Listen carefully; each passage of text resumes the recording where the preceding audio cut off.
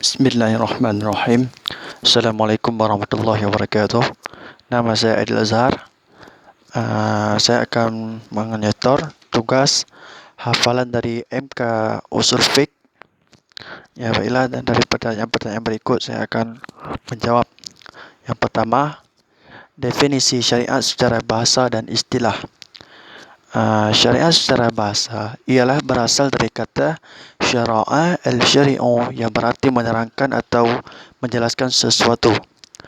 Dan secara istilah, syariat secara istilah adalah hukum-hukum yang disyariatkan kepada hamba-hambanya, baik hukum-hukum dalam Al-Quran dan Sunnah Nabi Muhammad SAW dari perkataan, perbuatan maupun penetapan. Dan yang kedua, definisi fikih dan usul fiqh secara bahasa dan istilah. Fikih secara bahasa ialah pemahaman, dan fikih juga dapat disimpulkan secara bahasa al-ilmu bil ahkamil bil amaliyah al-istinbat. Dan fikih secara istilah ialah ilmu yang membahas hukum syariat yang bersifat amaliyah atau praktis yang diambil atau dikeluarkan dari dalil-dalil yang terperinci.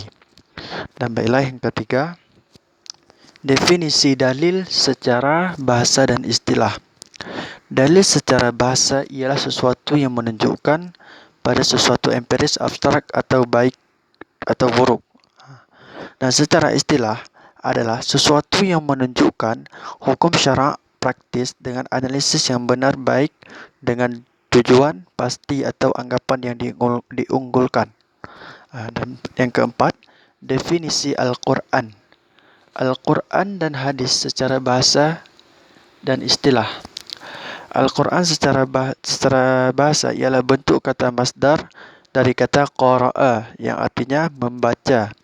Dan Al-Quran secara istilah ialah firman Allah atau wahyu yang berbahasa Arab yang diturunkan kepada Nabi Muhammad SAW dengan perantara malaikat Jibril, dan bagi yang mengamalkan dan membaca ataupun mempelajari bersifat ibadah. Dan yang kelima, definisi istinbat. Istinbat secara bahasa dan istilah. Istinbat secara bahasa, kata istinbat berasal dari kata istinbata yastanitu istinbatan, yang berarti menciptakan, mengeluarkan, mengungkapkan atau menarik kesimpulan. Secara istilah, istinbat hukum suatu cara yang dilakukan atau dikeluarkan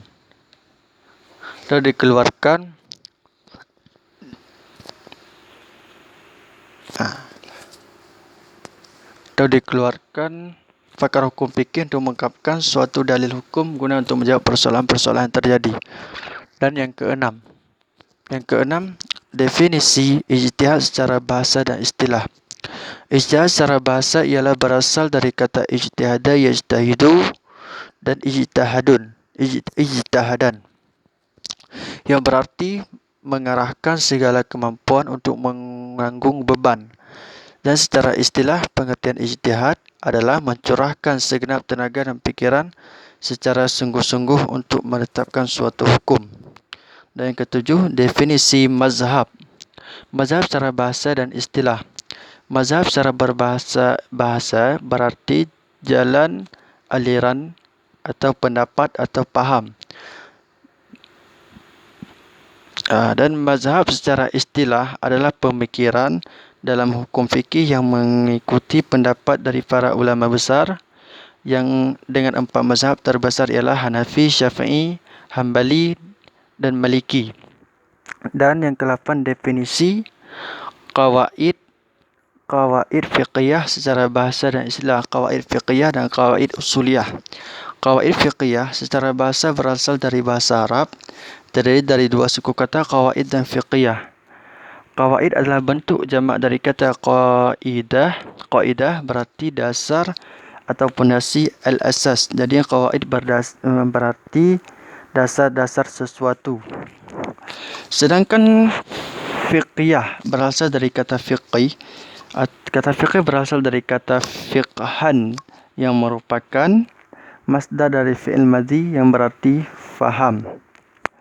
Dan qawaid qawaid usuliyah secara bahasa dan istilah.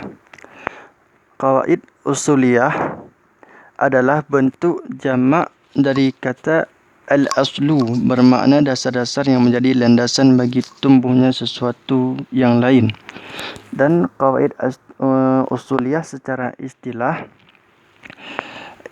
ialah ketentuan-ketentuan hukum syarak untuk berbagai perbuatan mukallaf melalui kajian-kajian ijtihad dari dalil-dalil terperinci.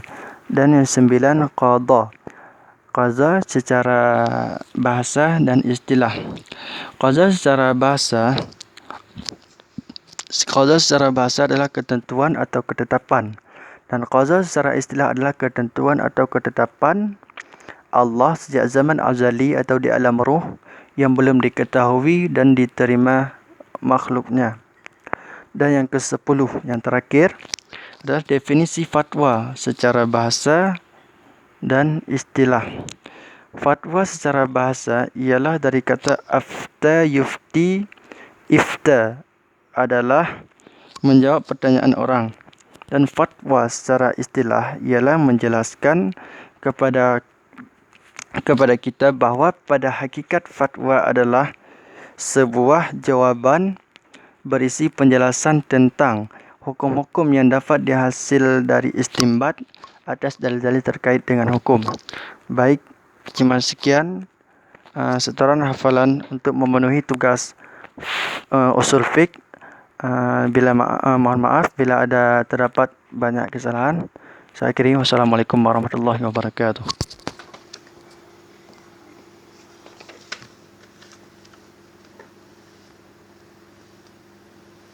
Allah, di mana